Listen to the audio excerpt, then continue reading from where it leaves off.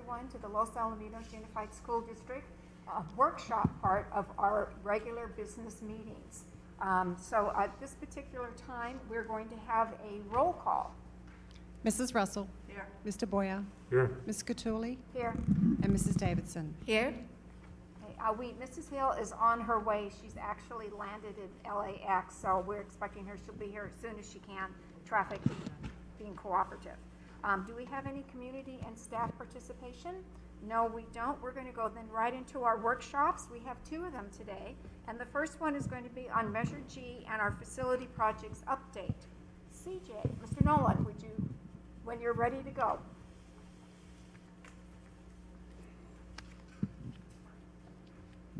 Madam President, honorable members of the board.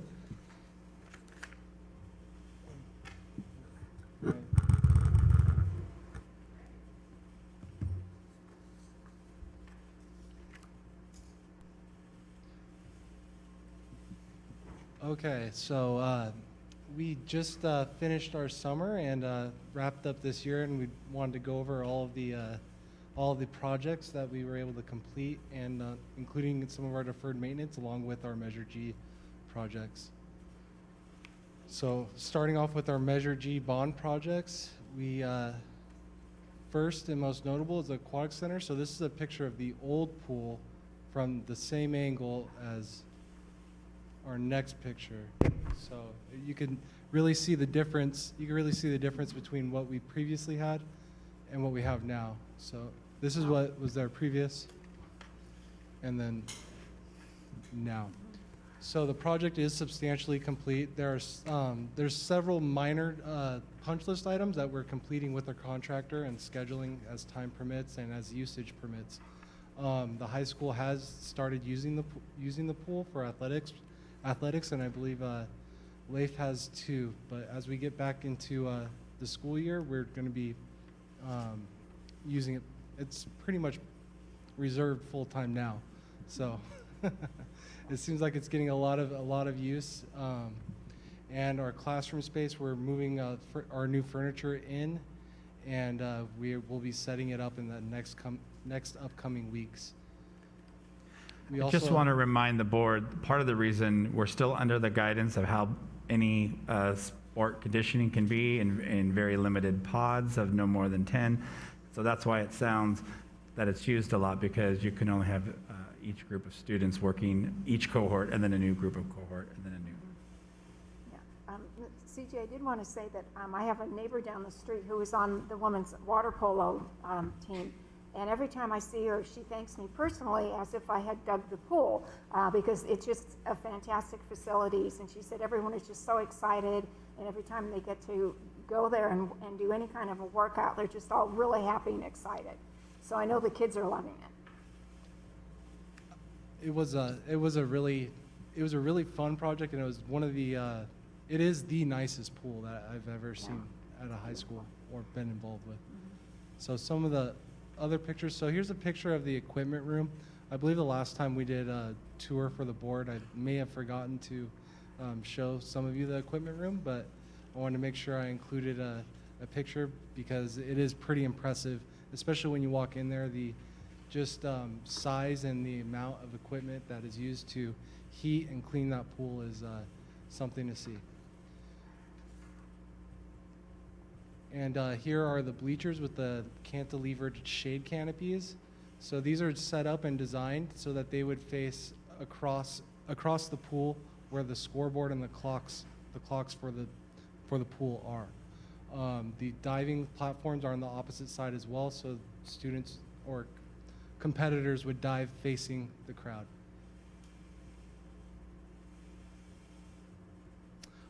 This is the new building with the classroom, or this is the classroom portion of the building with the bottle filling station next to the door. To the left of that, there's also a shower where students can rinse off. This is the scoreboard, which is also really, really impressive. The image on there is super clear. When we were testing it, we had them put on Finding Nemo during the day, and it was actually crystal clear. So the quality of the scoreboard is something also that would be nice for the teams.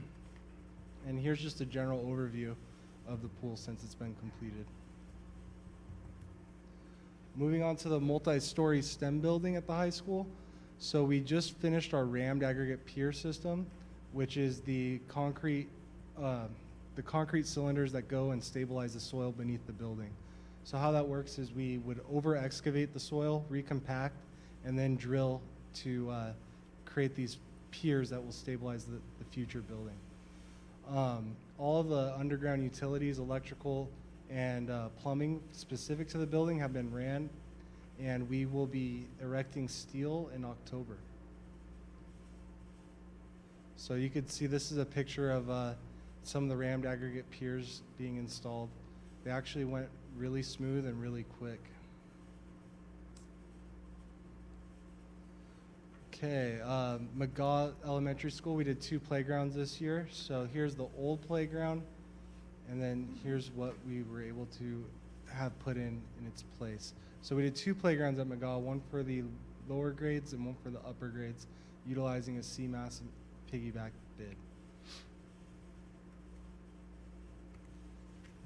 The modular restroom building. So this was Hopkinson restroom building. This is when it was being delivered off of the truck and being lifted to the concrete footing that was poured in its place.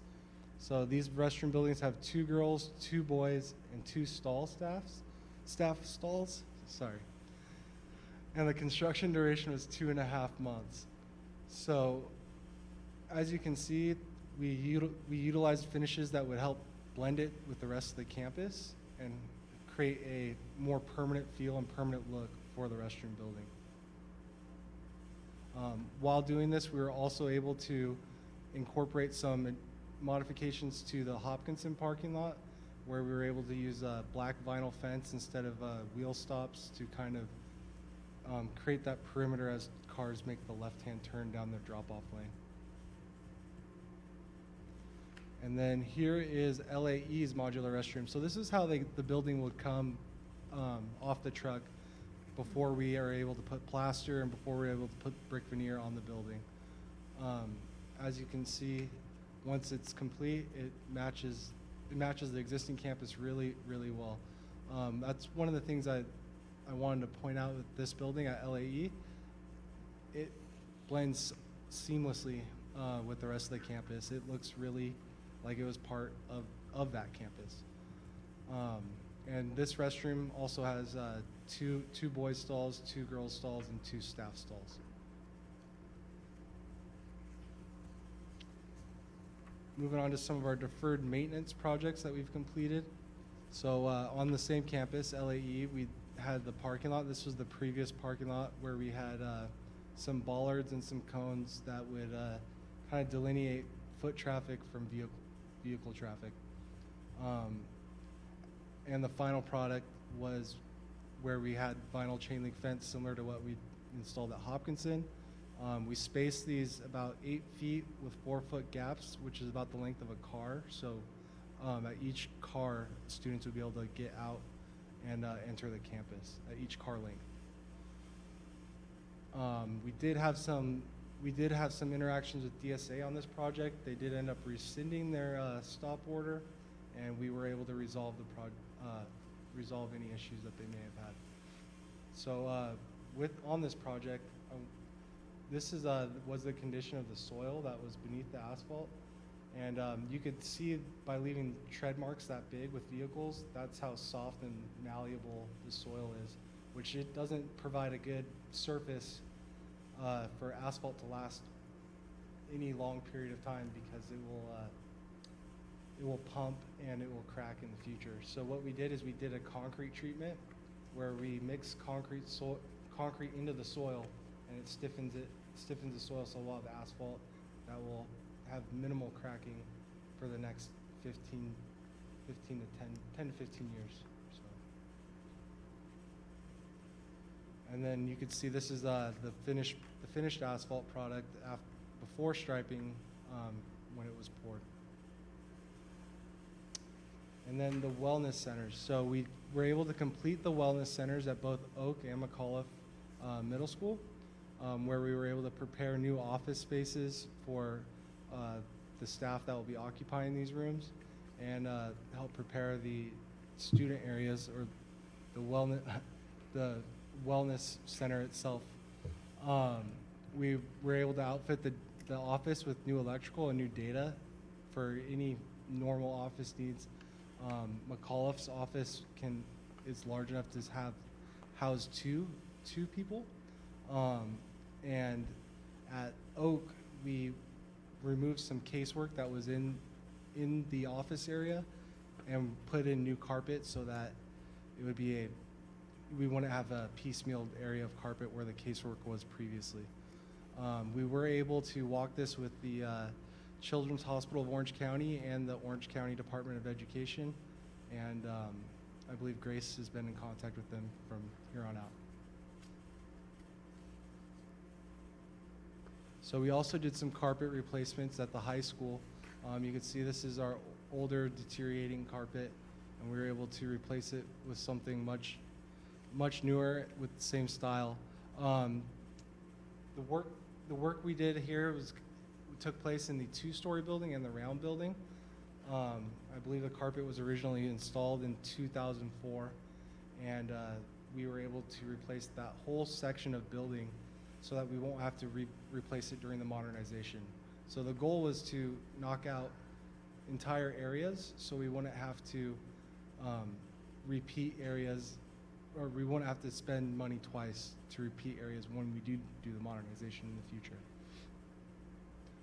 It was roughly, I believe, 16,000 square feet of carpet that was replaced this summer. This was an outdoor classroom that we finished during the fall of last year at McAuliffe. So we were able to kind of redo the landscape area and install DG with some benches that you could see it in the center of the photo. And it provides an outdoor learning space for the campus, and it will also assist us with any coronavirus measures that we'll be taking as well. All of the plants that were installed are drought tolerant and low maintenance. Those are actually just leaves on the floor. It's not weeds coming up. So I thought that when I first looked at it, but it's actually just leaves. So I can't really tell from the picture where it's located at McAuliffe. yeah, so it's located to the left of the basketball courts and Okay. the backside of, I want to say it's a church. Oh, yes, okay. That's not sure. I kind of thought it was, but I wasn't really Yeah. sure, so thank you. So it used to be an area that I think they had some problems with before, so we tried to beautify it and modernize it so it became a usable space again for the campus. CJ, it looks beautiful. In the 25 years, and Andrew was there too, it's been recycled so many times. Vegetable gardens, everything. Yeah. But every time summer rolled around, everything would die, get overgrown, look horrible, and they'd start over. This is beautiful. This will last. Thank you. Yeah. And then our battery installations that are district-wide. So we've installed all of our batteries, and we're currently scheduling with Southern California Edison to come out and meter the batteries so we could begin collecting begin generating energy for the battery and creating savings in the district. So we anticipate this to begin in the month of October. And then here's several other minor deferred maintenance projects we were able to complete this summer. So we did HVAC controls upgrades at the high school with the Pelican system. It'll help regulate and monitor our usage of HVAC and lower our electricity and utility costs while maintaining cool air for all of our staff and students. The Performing Arts Center corridor and dressing room upgrades. So that area of the Performing Arts Center was in need of just some new finishes quite desperately, and provided a good area where we were able to use finishes that are going to be on the multi-story building and have them installed as somewhat of a mock-up for the upcoming construction. There's also asphalt slurry and striping that occurred at Rossmore and Lee. It was mostly at the playground areas, and did not include, I do not believe it included the parking lot. At McGaw, we were able to install a sea lion fountain that was donated by our PTA and create another, you could see in the picture on the top right, that's what it looked like previously, and we're able to create another garden area with a fountain that kind of beautifies right the center, the entrance to the campus. And that is it. So we've done a lot this summer, and we've been extremely busy the last couple of weeks, and we're just happy to be finishing what we're doing. And if you have any questions or comments. Any other comments or questions? Just, have we been able to gain a little ground on the three-story building at the high school since they kind of had it wide open without too much activity this summer, or no? A lot of our construction activities were already scheduled Right. to include the summer, so we weren't able to gain as much as we were able to eat away at some float time that may possibly be taken away during upcoming rain, or Right. other events. So I don't anticipate an earlier finish, but I anticipate more, in schedule terms we call it schedule float. So it's a shared commodity. If if activities need to be slid down a couple days, we'll have more flexibility in the schedule to adjust. So And then I know when we walked the site, we talked about staging materials in the back parking lot to then bring them through to when we get going. And I'm not sure what the time frame is, but just thinking that high school will start the 28th, I don't know what the effect that means when that happens in the parking and the timing. Just kind of, as long as we're aware of that, and since Right. goalposts keep moving, we don't know when we're going to need the parking lot, not need the parking. I didn't know how you're dealing with all that, so I was just checking in. So we actually negotiated with our contractor to install this steel in a just-in-time delivery method, which will mean they're pulling it off the truck and it's being erected and placed. Okay. We're trying to store as little as possible on the campus, and right now, I do not anticipate needing that parking lot area this Okay. this first semester. Great. Okay. So- Thanks. Couple good things as well. If you recall, that Ram Aggregate Pier was probably going to be one of the loudest portions of Right. the construction, and that was entirely done while we've been in distance learning and as we extended our school year, the start of our school year, to August 31st. So the good thing there is it's not going to impact instruction either way in the format that we have. And then just remember, with the parking lot, we may, with this year, as we look to begin planning for possible hybrid implementation on Tuesday, September 29th, the parking lot also could help when you have half of the students in the morning Right. and half of the students in the afternoon. So that could also help with some parking and traffic flow.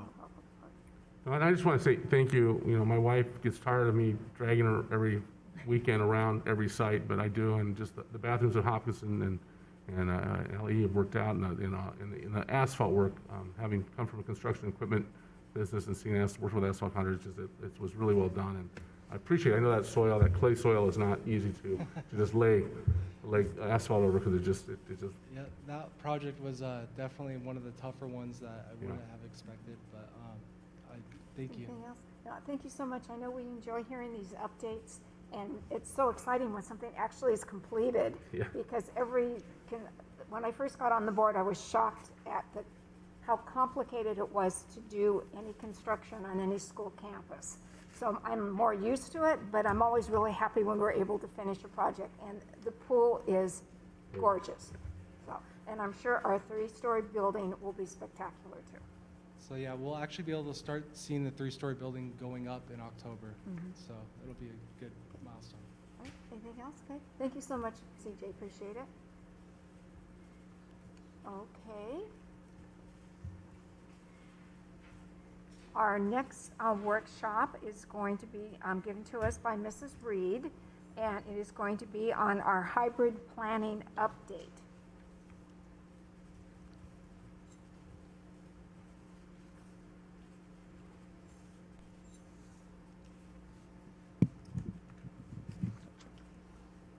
Perfect. Thank you so much, Madam President. Tonight, I'm really excited to bring the board up to speed on the planning that we have currently going on as we're looking forward to the opening of our secondary schools later in the month. So as you know, today was the first day of our elementary hybrid opening, and it really went just absolutely tremendous. And it was so amazing just to see the students and the staff on campus. It really kind of remind you of why we all signed up to be in education and just the buzz around campus. So doing this work in tandem to the opening of our school sites really, I think, is really fitting, and we're learning a lot about the systems that we put in place at the elementary level, and then obviously getting better at that and expanding that to our larger campuses as we look to roll out our middle school and then high school implementation. So just a little background for those maybe who are new to this work. We've been collaborating with staff since June on looking at the 3 models of opening our school sites, hybrid being one of those. We've aligned our district opening and safety plan to the California Department of Public Health and Orange County attestation, which means everything that went into the makeup of our hybrid models is aligned to these 2 documents and really has safety first and foremost for both our staff and our students. And we developed 3 contingency schedules for the school year, as you know, distance learning, in which all of our school sites opened, our hybrid setting, which we're currently in at the elementary and getting ready to launch at our secondaries, and then also a traditional learning setting with enhanced safety features, which that information is also included in our opening and safety plan. And so right now we're focusing on a hybrid implementation at our 612 school sites. And so our middle school is slated currently to begin hybrid implementation on Tuesday, September 22nd, and our high school to follow 1 week later on Tuesday, September 29th. And so really just an overview of hybrid learning. It really is a blended model of in-person and distance learning for students. It's about 50% of a traditional class size, which is on campus or involved in period-to-period instruction.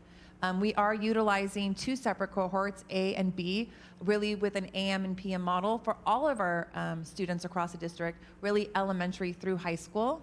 And in our current hybrid model for middle school and high school, students learn on campus a minimum of 4 days a week. And all of our work, as I shared earlier, is aligned to the California Department of Public Health guidelines for schools and school-based programs. And so some of those guidelines that are really alive and well in our hybrid model are that staff and students are required to wear facial coverings. There will be 6 feet between staff desks and student desks. We will be maximizing space between student desks as we have 50% of our students present in each period, or as close to 50% as we can get. So we're really utilizing all the space of the classroom. As you can recall, non-essential furniture has also been removed from our classrooms. And we will be implementing, much like our elementary schools, symptom screening and temperature check for staff and students upon arrival. This really is just a short list of the many safety features. And so for those in the community that would like more information, I really highly encourage them to go onto our website at www.losal.org and download our district safety and opening plan. It is a fluid document, and so right on the front cover, you'll notice the most recent revision with the date stamp. So as we do get new guidelines, we'll be able to update our plan to make sure it's always relevant to our school community. And so on page 8 of that opening plan, we do have information about our hybrid learning. Currently, we're finalizing the schedules that are in the opening plan. As many who have looked at the plan may notice, they all say sample schedules. And so right now what we're doing is we're working with staff to personalize each of those schedules. So for example, each site has a unique start and stop time, and we used a general start time of 8 a.m. to kind of help people visualize the amount of time that students would be on campus. So right now our middle schools are personalizing with their start and stop times as well as our high school. And we're also engaging with staff about a potential change on the Wednesday format of instruction that's currently included in our opening plan. So the current sample schedule inside the district opening plan has cohorts alternating attending school in person on Wednesdays. So for example, in our current plan, cohort A would attend 1 week on Wednesday, while cohort B learns at home asynchronously, and then the next week, cohort B would be on campus, while cohort A learns at home asynchronously. And what that really means is learning independently without a live teacher. So right now in our 612 schools, when students log on to their period-by-period instruction, they're very fortunate. They're welcomed by one of our LoSal teachers, and it's live synchronous instruction. So in our current model, students who are not on campus would be engaged in asynchronous instruction where a teacher isn't present, because the teacher really is in turn providing instruction in person for the cohort who is on campus. We are looking at a potential change right now where all students, both cohorts A and B, would participate in synchronous distance learning for all periods of instruction on Wednesday only. So we would, for example, utilize the same schedule that students are engaged in currently, where they participate in 6 or 7 33-minute periods throughout the day live with the teacher, in lieu of having one group of students learning at home for 4 hours asynchronously without the support of a teacher. Some of the benefits to this also are that all students would attend through all of their periods at least 3 times in a week instead of that alternating, because if you're in the A or B group that's not participating on campus, there would be 3 periods of a day, 3 periods of your school day that you would only go to 2 live in-person times. And so currently this week, our administrators are working with our summer work group as well as department chairs to engage them in this possibility of revising what Wednesdays may look like in the hybrid schedule. So our goal is to publish the finalized revised schedules no later than the beginning of next week. Really the only criteria or component of those schedules that we're looking at revising is the Wednesday schedule. So the rest of the schedules will remain intact with an AM and PM group, and so that we really are being able to connect with our students in person as much as possible and really provide the highest quality instruction. And so we will be bringing forward to the board the updated schedules on the September 22nd meeting for your review. So right now we are developing our AM and PM or A and B cohorts for the secondary level. The goal really is to develop cohorts that keeps the student population in period-to-period instruction as close to 50% as possible. We're using our student information system, ARIES, to really look at a couple of ways to consider doing the placement of cohorts. One would be an alpha split, so really looking at the best place in the alphabet to make that 50-50 split. And the other would be randomization, where you might be able to get more specifics period by period as to what 50% looks like. As you can imagine, the intricacies of the master schedule at a high school as comprehensive as Los Alamitos High School that operates on student demand scheduling, even with an alpha split, it is very challenging when you look at first period may be 50%, but then second period may end up in a 60-40 or 70-30. So we're looking at which one of these two might give us a better 6-period or 7-period split as close to 50-50 as possible. We have been able to lean on some colleagues in the county who have already done this work through ARIES, and so we're actually meeting as an administrative team in the morning to look at what's happened across the county and do some forecasting of what might be the best possibility here in Los Al for our families. And so we are prioritizing keeping siblings on the same campus and the same cohort. And so I think we would all love nothing more than to be able to place all of our families across the district on the same schedule, but as a unified school district servicing really students from preschool through adult transition with a 6-period day, a 7-period day at the middle schools, it really is not going to be possible to look at every family individually, elementary, middle, and high school, and keep those students on the same schedule. But we are committed at each of the levels for students in the same family who attend the same school to be on the same cohort schedule. So even if we do randomization, there will be some hand scheduling to make sure those siblings are on the same schedule as we look at our A and B cohorts. And so really due to those intricacies of the master schedule, we won't be taking cohort requests from the community. We have a lot of students that we service and a lot of needs. And so to make sure that we're able to communicate with our families in a timely manner about the schedule their child or their student would be on, we won't be taking requests for cohorts. And so our goal really is to communicate out cohort assignments for middle school by September 15th and for Los Alamitos High School no later than September 22nd. And so we've got some other planning measures currently in the works as well. We are currently establishing directional hallways and passageways for foot traffic, really to reduce that face-to-face contact on our campuses, as well as clearly designating entrance and separate exits, if possible, on our secondary campuses. We'll be clearly marking areas where students, staff, and visitors can queue to maintain physical distancing outside restrooms, at a bottle filling station, inside things like our 2-story buildings where we might be maximizing our 10-minute passing periods with the first 5 minutes being exiting and then the second 5 minutes being entering, and really designating doors that students enter out of, exit out of, and the directionality of that. limiting our non-essential visitors. So our elementary principals did a fantastic job in the week leading up to the launch of our hybrid learning setting, and really communicating out to our families the why of why we're not having extra visitors on campus and how that helps us really maintain safety in our campuses. And so that will be the work that our secondary principals start to engage in as we get closer to September 22nd and 29th, is the why of non-essential visitors, volunteers, and activities not happening on our campuses.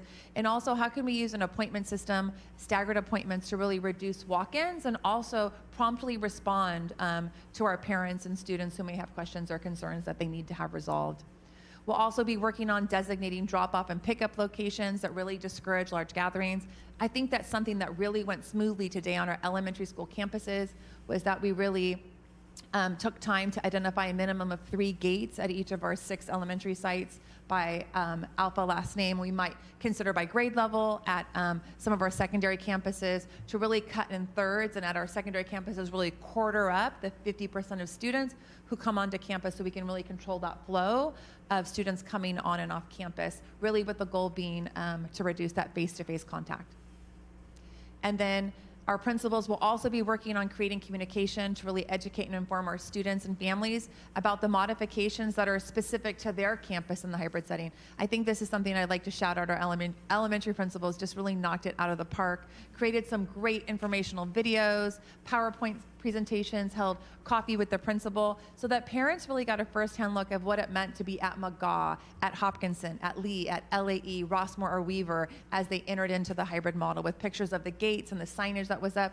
And then we left our campuses open on the weekend and really encouraged families with their little ones to come by, make sure they knew where their rooms were and that they felt comfortable, since we weren't going to be letting parents right through those gates. We'd really be looking to do something similar on our secondary campuses. We have 6th graders, 9th graders who maybe are new to a campus and really would need that time to maybe walk the campus and feel really comfortable about where they're going to be traversing when they come into that hybrid setting. Really help us get our students used to the directionality as well if we have our signage up in time for that. So we've got a lot going on. I feel really great about the work our principals are doing, and I think we can't thank the board enough and the community for their support and their words of encouragement as we bring our students back onto campus. So I'd be open to any questions that the board may have about the planning. I have a question. I know that the hallways are going to be directional in both the high school and the middle school, which makes sense because they're barely 6 feet wide, so you're not going to have 2 groups of people passing one another. But I was wondering, and I think I know the answer. So are there going to be a longer passing period allotted so that the kids, I just think I'm thinking like in the high school, they're going to be, like in a computer lab room, and then the 2-story building, and then have to go over to like the 500 building, and they're going to have to run. Absolutely. So we've actually doubled the time of our passing period. So we're running 10-minute passing periods on our secondary campuses, really twofold. One, so we're able to do some light sanitizing and disinfecting on tabletop surfaces between the passing periods, and also so we're able to control that concentration of students in and out of buildings and allow for directionality on campus. So as you just shared, you might have been able previously to cut across the quad by the PAC to get from computer science over to your English class, and now we may be actually asking you to loop around, right, in a steady directional flow. So we built that time in so that students don't feel rushed, and so that our staff really has the time to prepare period to period for the next set of students that will be joining them. Great, thank you. Are the students, are we passing out locker assignments or no lockers? We won't currently be using lockers in the hybrid model. Good. Thank you. Absolutely. Any other questions from the board members? No, this is really exciting, and we are definitely the first ones taking the steps, and it should be very interesting. I have my ROP meeting tomorrow night, and every time there's an ROP meeting, because they're all high school trustees there, I just get peppered with questions constantly, so I took notes. Perfect. Thank you so much. Andrea, I just want to say it's been very impressive how you've tackled this problem, and you've been extraordinary. And I don't think people realize the 70-page report that we put together to get the waiver, the work that went into that, which then led to this fluid document, and the fact that we update those documents as things happen, because we know things just continue to happen, and a lot more things are going to happen probably in the next 6 months to a year. And so thank you for building that structure and also for not taking the easy way out, which would have been, like LA Unified, we're not gonna do anything until December 31st. And we're gonna make those adjustments and work with it. And I know that's taken a lot of work for all staff here, and I just wanna thank you. And the inclusion of so many teachers and staff that also volunteered their time, so thank you to them too, because it's a group effort, and that's what makes it Well, special. I appreciate it, but I have an amazing team I get to work with, and as you already stated, amazing teachers that gave up their summer time repeatedly to really be part of the problem solving. So it really was kind of interesting that our motto last year was better together, because it definitely was the theme of the summer. So thank you, Mr. Absolutely. Boyer. Thank you. I think this is the first time since I have been president this year that we actually finished our workshops early. Because usually with agenda planning, I have a discussion with Dr. Pulver saying, we ask questions, it's going to take longer. And we didn't. That's because we've been updated so frequently. So if not, then I would say we probably will just go into closed session early. Yes. Okay, thank you. We will go ahead and go into closed session. We'll be back here at 6:30 for our regular meeting. Okay, thank you.